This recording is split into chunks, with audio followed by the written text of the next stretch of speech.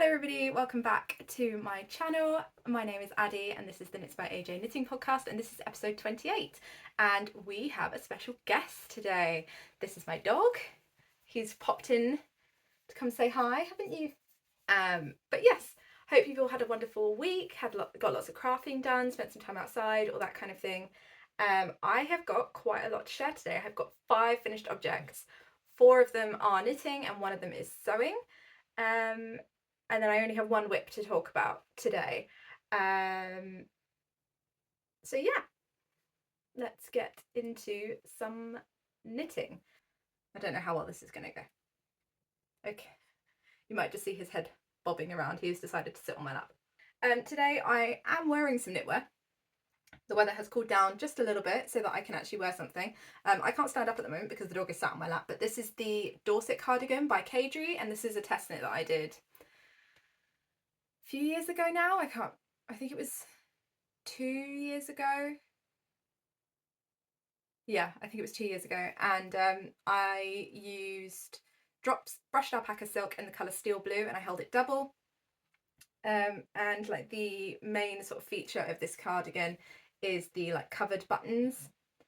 So you essentially knit a little bit of knitting and cover your buttons with it, and then they kind of completely blend into the cardigan. Other than that, it's just a stockinette raglan cardigan with a 1x1 rib button band. Yes, I like it. It's very lightweight, but it is looking a little bit worse for wear because for a while this was like my only hand knit cardigan. I wore it constantly. Oh, okay. You can go down. You want to go down? No? Okay. He's just gonna sit there. Okay, so finished object number 1 or 5 is my honey bucket bag, and last week this was a whip, and this is what it looks like now. So this is a pattern by PETITEKNIT, and I used woolly knit British wool 4-ply in the colour cream and drops kid silk in the colour off-white to knit this, and I used a 2.75mm needle. And yeah, it's an all over honeycomb brioche bag with these stockinette channels for the drawstrings, which are I-cords. Oh, I don't know if that's going to focus. I also can't really tell if anything is in focus at the moment. So yeah, and then like you've got a stockinette inner and honeycomb brioche outer for the top of the bag, and then there are instructions within the pattern to sew a lining into the bag, and so I just used some leftover fabric which has got these lovely peaches on. So yeah, that is my lining. I knit mine completely to pattern. I knit the smaller size. There are 2 sizes. There's like I can't remember if it's called small and large or regular and large, but yeah, I knit the smaller size, and I used the instructions for the honeycomb brioche with turns, and so on the back of mine there is a seam up here, and excuse the grumbling dog noises. So I lengthened my I-cords by about 1 centimetre, not on purpose. So it gives you a length that you need to knit your I-cords to, and I just thought, oh, okay, well I've got to knit like X amount of I-cords, so I'll just keep knitting and then I'll just measure it. And then by the time I actually got around to measuring it, I was 1 centimetre over, and I just thought, you know what, 1 centimetre, who's going to care? So yeah, I ended up knitting mine 1 centimetre longer than the pattern stated, but to be honest, it doesn't really matter. Like, who's going to notice 1 centimetre? And I think the drawstring works really well. It was a bit of a pain threading the drawstring, like the I-cords, through the channel, because you have to thread 2 rounds, so you essentially go in 1 hole. When you knit the channel you have to knit 2 buttonholes, 1 on each side, so then you have to go in 1 hole with 1 and go all the way around and come back out that hole, and then on the other side you have to go in the other hole all the way around and then back out that hole and then tie knots in them, which is fine. But when you do the second one, the first one's already in there, so you have to kind of try and like not sort of twist them up as you're going. But I mean, it took a couple of minutes, but it was fine in the end. And yeah, I think it's a really lovely little bag. Once I've like finished using this for the wedding that I'm going to at the end of the week, I think it's going to be a really lovely little project bag because it has got that cotton lining, so I'm not going to get mohair fluff over my project. But yeah, I think it's really nice. And then I was going to add a chain, which I have seen some people do on their project pages on Ravelry and like on Instagram, but I don't know, I think I'm just going to leave mine like this and then kind of just hold it on my arm. I can, if I want to, have it, not when I'm wearing this cardigan obviously, have it up here and kind of like just pop it around the back here if it's really getting on my nerves. But to be honest, weddings, there's always a table to put your bag down on, so I think I should be fine. But yes, that is my honey bucket bag. And the lining for this, sewing this lining, so if you have not seen before, I have knit the Marie clutch and also the Marie purse, and the linings for those were way more annoying to sew into the actual bag than this was to sew into this bag. And I think it's because this has the like stockinette channel for you to use as a guide to sew in your lining, and the other two don't. You essentially just have to sew it into the bind off, which is a little bit fiddly.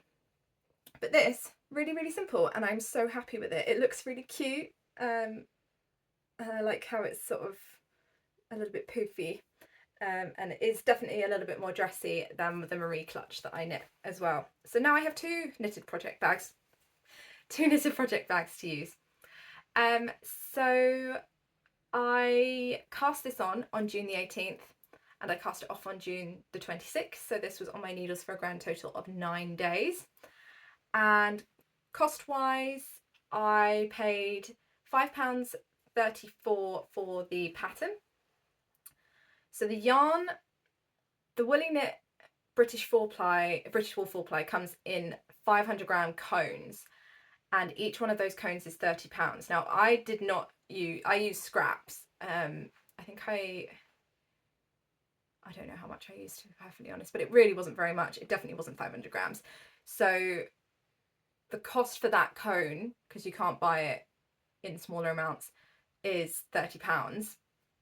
You might actually be able to buy the hanks in smaller amounts, but I had a cone, so that's the costing that I'm going to use. So that be aware that that's quite skewed, because obviously you don't need the full 500 grams.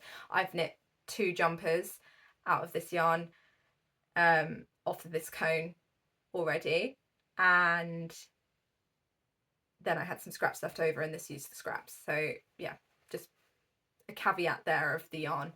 The not the brushed alpaca silk, that's what this is. The kid silk is £3.20 a ball, and I used less than a ball of that.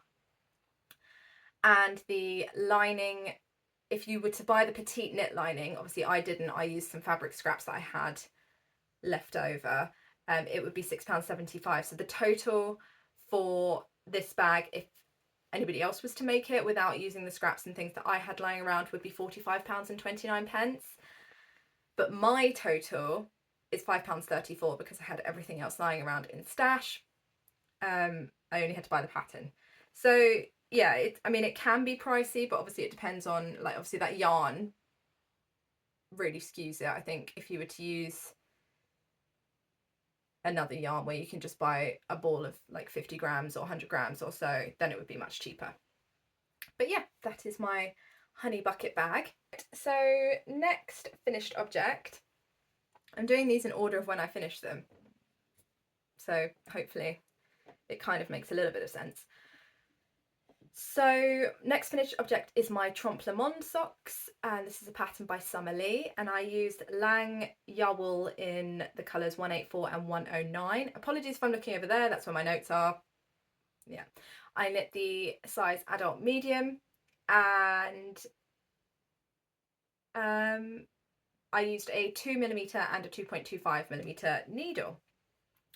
Now, last week I was on sock 2, and I think I was like midway through the heel flap, and now obviously I have finished both of them and they are blocked and they look lovely.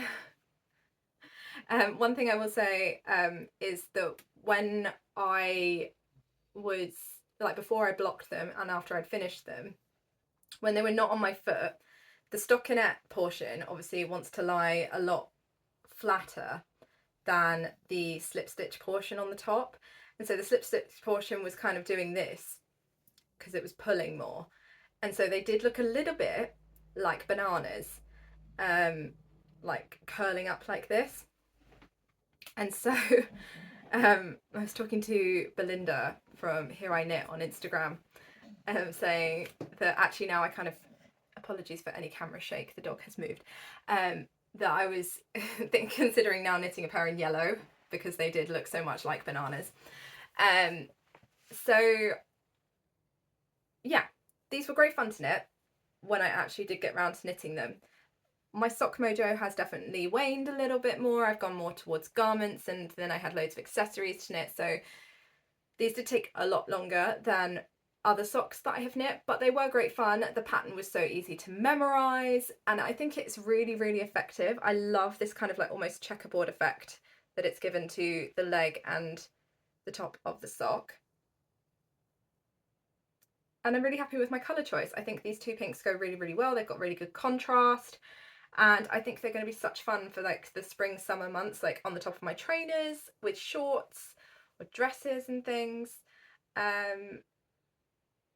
And yeah, I've definitely kind of gotten over my phobia of slightly longer socks with my trainers and things. But yeah, I'm really happy to have these finished.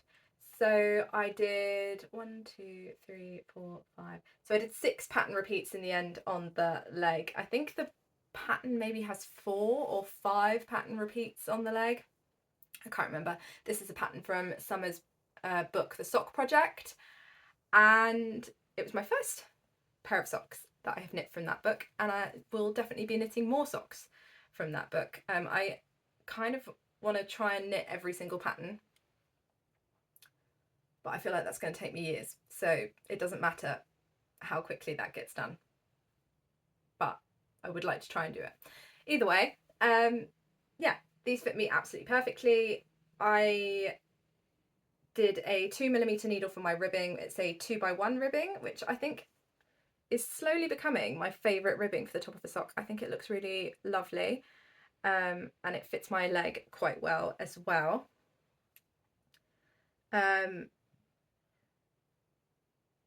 Yeah, so I used a 2mm for the ribbing, and then I changed for a 2.25 and knit the rest of the sock on a 2.25. And yeah, they fit really well, and I think my gauge has worked out quite nicely. And yeah, very, very happy with them. So, oh, and I did weigh these, and they are just over 50 grams. So, but it barely used any yarn at all compared to like my, what are they? Totally Rad ribbed socks, which I finished earlier in the month, that used like nearly 80 grams. These are much lighter. I can't really think of any words at the moment. Like my brain is just completely like mush today. But yes, I cast these on June the 1st, and I cast them off on June the 28th. So they were on my needles for 28 days. So still not too bad for a full pair of socks. I think I beat myself up a little bit about the idea that I need to get things done really, really quickly. And actually, you know what? Taking 28 days to knit a pair of socks that fit me perfectly is really, it's not something to be frowned upon. And so cost breakdown, again, this is going to be slightly skewed because this pattern is only available in Summer Lee's book, and so the pattern cost will be for the price of the book, but you get, I think it's 25 sock patterns in that book, and they are lovely, and I would say that book is well worth buying if you are if you're looking for a lot of sock patterns with a lot of bang for your buck. So the yarn, each ball of the Lang Yarwool is £4.94, and I bought 2, and so I paid £9.88 in yarn, and the book costs £14.99, so the total cost for these socks is £28.87. So still not too bad. Like, I think I paid more in yarn before. Sorry, paid the equivalent of the book and more in yarn before, and then paid less for a pattern. So it's still fairly competitive when you think about like the cost of hand-dyed yarn to make a pair of socks. So yeah, those are my socks for the month of June. And I've got mohair fluff in my eye. I do apologise. So finished objects 3 and 4 are both from the same pattern, so I'm going to talk about them together, but they are obviously 2 finished objects. So these are both the December bow, which is a pattern by PETITEKNIT, and I knit one in Sandnesgarn Tin Peer Gynt and Drops Kid Silk, and I knit another in Sandnesgarn Sunday and Drops Kid Silk, and I believe the Peer Gynt is in colour white. The Kid Silk is in both is the colour off-white. So I believe that the Tin Peer Gynt is the colour white, which I think is like 001 or something. And then the Sunday is Kit, which was left over. So this was left over from my, what was it called? Ink and Brass sweater. And this was left over from my Thee sweater. So I've been really working through like odd bits of my stash this month. Obviously my honey bucket bag was knit from scraps from my husband's Christmas jumper. And then these two are also scraps from jumpers. And the Kid Silk is left over from a zipper sweater that I knit for myself. So I haven't really purchased any yarn for these, which I'm very happy about. Oh, and the fabric from my honey bucket bag was left over from a pair of pyjamas that I sewed. So yeah, very happy to be working through my scraps as well. So I used 3mm needles for the main fabric of these, and then I used 2.5 for the double knit band in the middle, and I knit both of them completely to pattern. But these are the 3rd and 4th December bows that I have knit in the past couple of months, and these two are definitely way more floppy than the other two. And the only thing that I did differently was that I blocked the main fabric of these before I sewed them together. I didn't block the like double knit band in the middle, but I did block the main like garter fabric. And maybe I made these bits ever so slightly too long. Perhaps I should have like done the join a little bit further, but I thought that once these are kind of like on your head, they kind of will like flop to this, like the shape of your head. I don't know how much you can see there. So this one is for my sister to wear at this wedding that we're going to at the end of the week, and then this one is for my daughter. They are both flower girls, so they'll have 2 to match. I'm a little bit annoyed that obviously the colouring doesn't match, but to be perfectly honest, since it's going on 2 different heads and they both have different like hair colours, they're not really going to be like, obviously my sister is like 17, so she's going to be much taller, and then my daughter is 4, so it's not like they're going to be right next to each other. And they're not even wearing like the same colour dresses, so I don't think it's going to be too much of a problem. But yeah, they will both have white bows to wear in their hair. I blocked the main fabric just to even out the stitches, because on this one particularly, the one that I knit with the Tin Peer Gynt, I just felt like my stitches weren't looking all that even, and perhaps I could have gone down a needle size, but I like that it's a very big bow. It's obviously going to be like a statement piece. I'm not really doing anything fancy with my daughter's hair. I'm just going to kind of do like a little up, like half up, half down. So this is going to be a real statement on the back of her head. And then the same thing with my sister. She's going to do like a half up, half down, and then have this as more of a statement piece, and then they'll be able to wear them again afterwards. I once again added in the like crocodile style clips, so they're really easy to get in and out of your hair in the back of them. And yeah, again, I'm really happy with how they look. I think they're going to be so cute. This one with the Sunday is much floppier than this one, and I believe it's because this is a merino and this is like 100% Norwegian wool, so this one does have a little bit more structure than this. This is definitely much softer and much more kind of floppy, for lack of a better word. But still, I think it's going to be absolutely beautiful. And yeah, like they are enormous. Like they're enormous on my head. I mean, I have quite a small head, but yeah, you can imagine they're going to be comically large statement bows on the back of their heads. But yeah, I think they are so cute. I mean, look at them. I really do like this pattern.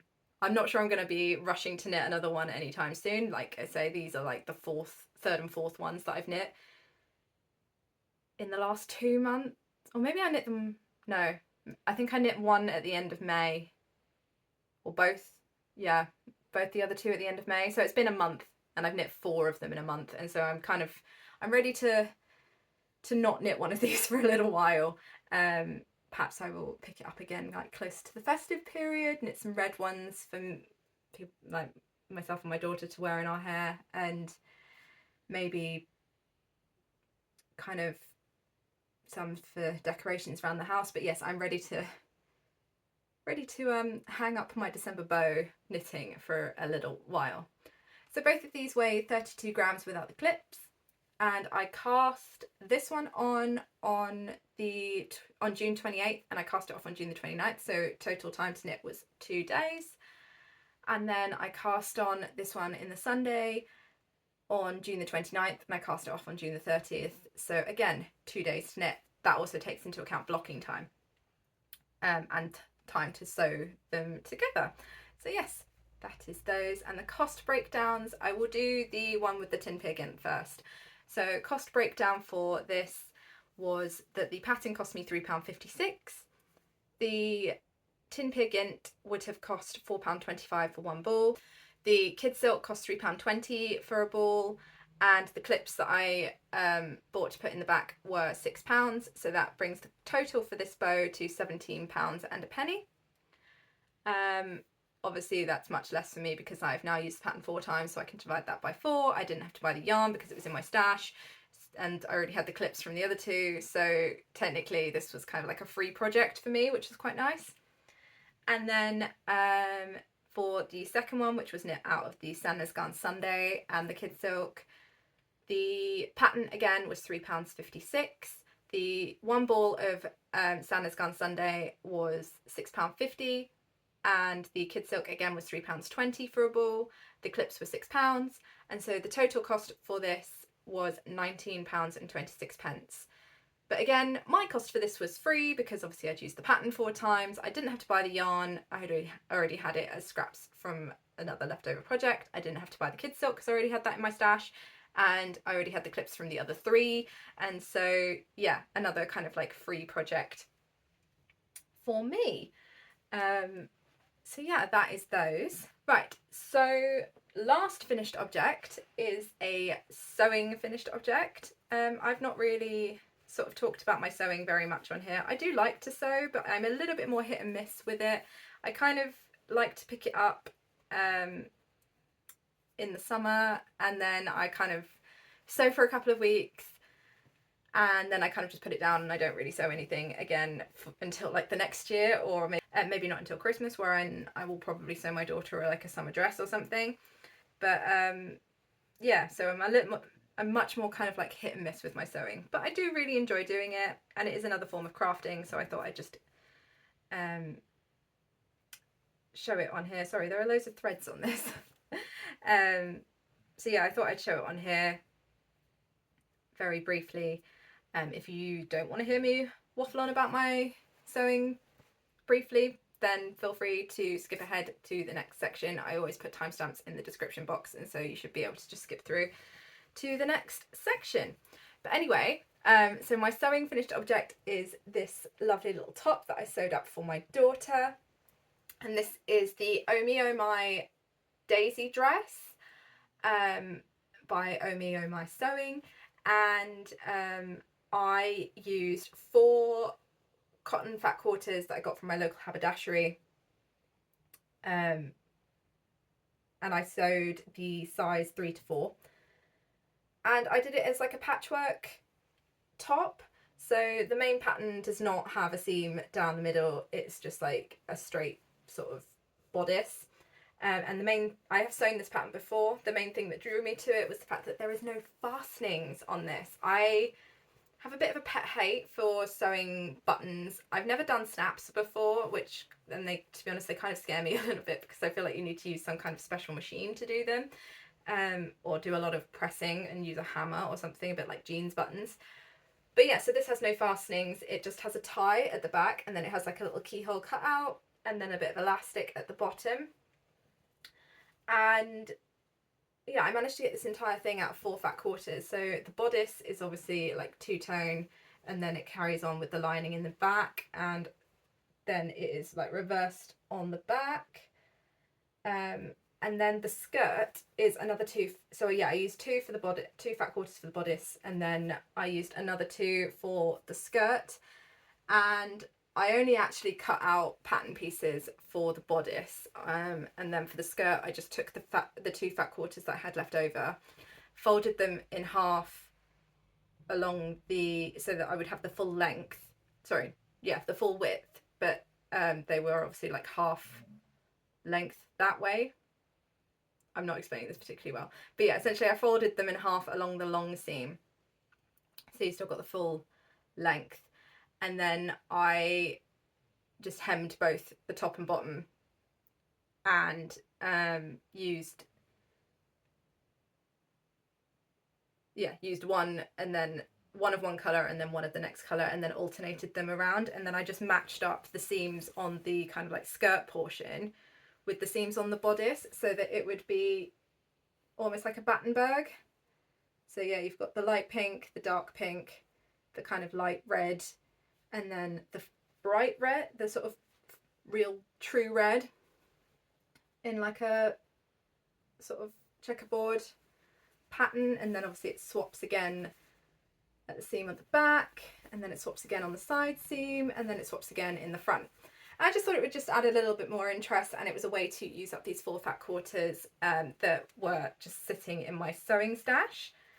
And I just, because I wasn't going to have as much length, I just overlocked the hem and just folded it over, and then I obviously overlocked all of my seams as well. I bought myself an overlocker, and to be honest, I've kind of just gone a bit crazy with it and just been like, yeah, overlock everything, just because I can. And hopefully it means that the seams and everything on these will last a little bit longer. I did sew a dress from this pattern for her last year, and I just like zigzag stitched all my seams, and they are fraying a little bit because she wears that dress a lot, and so it goes through the wash a fair amount as well. But yeah, I really, really like this. I think it's a great beginner pattern. Obviously this is not the full dress, it does not come with a top option, but I just shortened the skirt, and it's like a little peplum, and she just wears it over leggings and shorts. And yeah, it only took me a couple of hours to sew. Obviously I've sewn it before, so I kind of knew what I was doing with it. But yeah, I really, really like it. I think it's really cute, and she really loves wearing it. So yeah, that was my like sewing FO. I don't really know how to talk about sewing all that much. I still consider myself as a very beginner sewist. I only took it up last year, and I haven't really sewn that much. But I do particularly love sewing things for my daughter, and I'm kind of like just getting the confidence to sew things for myself, and it is something that I really enjoy. Don't really enjoy hand sewing that much though. Definitely more of a machine sewist. But yeah, it's just something that I enjoy, and I thought, considering the fact that this is like a making podcast, I would share it with you guys as well. So hope you don't mind. So that was all 5 of my finished objects, and now I just have one whip that I have worked on this week, and it is my colour tip tee for my husband, and this is a pattern by Emily Curtis, and I'm using 3.25 and 3mm needles, and I'm using Sandnes Gun Tin Pigment in the colour 1042. Okay, so yeah, this is the jumper that I am knitting for my husband, and to be honest, there's not really been that much progress on this. I finished up those bows last night, and then I had like sort of maybe an hour, 45 minutes or so. Yeah, maybe it wasn't even that, maybe it was like half an hour to kind of just knit on something else, and I thought, oh, I could like swatch for something, and then I realised that I really needed to get going on this. So I picked up the stitches for sleeve number 2, and I've dropped a stitch. And yeah, so I'm knitting the instructions for size 5 for the sleeve, and I've only done, what is that, maybe like 1.5 inches. Really not very much at all. And I'm just working the short rows for the sleeve cap at the moment, and then I will be continuing on down the sleeve. Obviously I've already knit one, so I've just got to finish up the second one, and then after that I can move on to the body and just work in straight stockinette. So like I say, really not done a lot of work on this at all, but it is slowly coming along. So yeah, I have currently had this on my needles for 57 days, and it brings me quite nicely into my plans for next week. So my plans for last week went really, really well. I did manage to finish my Trompe Le Monde socks. I did manage to cast on my December bow, and I did manage to finish my honey bucket bag. This week, my plan is to finish the second sleeve of this colour tip tee for my husband, finish the ribbing on my circunet cardigan so I can really get going on that, and I would also like to cast on my socks for July. So hopefully I can get going on those. But yeah, other than that,